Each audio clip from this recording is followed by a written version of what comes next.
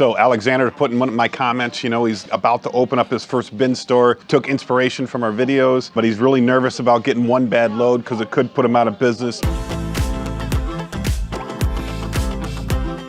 And it's so important to find trusted suppliers, people that aren't throwing their garbage in pallets and giving you productive product that you can profit off of. It's super important for that. So he says he buys from Excess Limited, a couple Facebook groups, Colton Carlson and Michael Black. I'm looking at you. I have faith we'll make it. Thank you for all you do, Tom.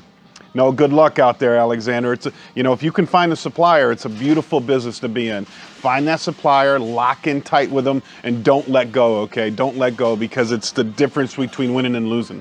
So, you know, find a good supplier. I know Colton's a really good guy, so, you know, I trust him. I would give a shout out to Colton anytime that I can. Matter of fact, he just messaged me the other day. I got a reply to him. Yeah, Alexander says, you're absolutely right. It's cheaper to buy a flight ticket instead to get screwed by thousands of dollars. In my opinion, to make a group with trusted brokers and blacklist brokers. Yeah, I mean, it could be coming down to, I mean, I don't want to blacklist brokers. I think everybody has the right to make money, to build an income. It's just that I think it could work better if the buyers formed the brokerage group and then the buyers would buy the loads from the group. And that way the interests of the group are with the buyers. You'll never get a bad pallet if you're with the buyers. If you're with the buyers group, you'll never get trash in a pallet. You'll never get somebody's leftovers, because it would come to the group and then we'd ship it out to all the buyers. I don't know if that made any sense. We just need somebody operating in the interest of all of us buyers. All right, Karen said, I'm not in the business, but your energy and your entrepreneurial spirit inspires me.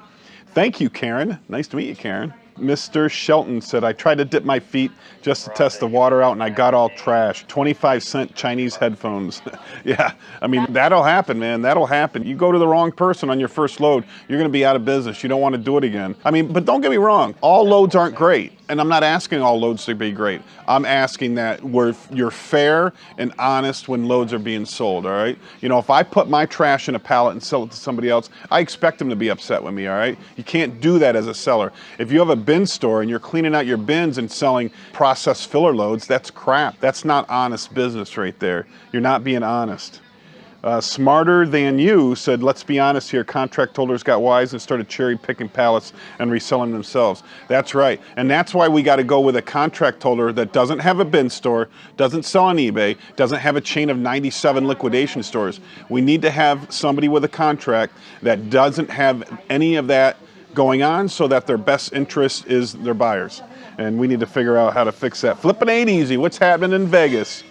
I don't purchase truckloads, however, when sourcing on B-Stock and other sites, I take into account the approximate piece count and estimate the MSRP to determine the per item value in the lot. If that comes out to less than $40 MSRP, then I pass. The reason is, when you buy custom returns unit, you generally are able to resell them for around half of the true MSRP. And sometimes less than that. I don't want to be stuck with a bunch of $10 items. No, I agree with you, man.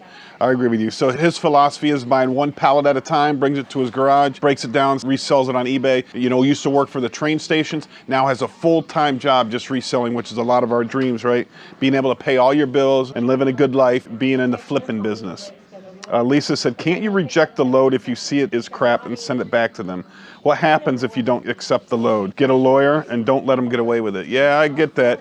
I've never not accepted a load, because typically you don't find out until after you start going through all the stuff, you know? And even if the first couple pallets are bad, you don't know what's in the rest. So you unload the whole load, the truck driver leaves, and then you start going through the pallets, and that's when you realize. I bought an AB Ashley furniture load one time, and every piece was destroyed. I think we did a video on it. The Walmart with the Xboxes, you know, everything was just, it just happened so much. Yoakum says, you sound like I'm listening to myself. LOL, yeah, it's getting bad. Eventually something has to level out. And there's a lot of terrible brokers and contract holders. See, everybody knows this is a problem.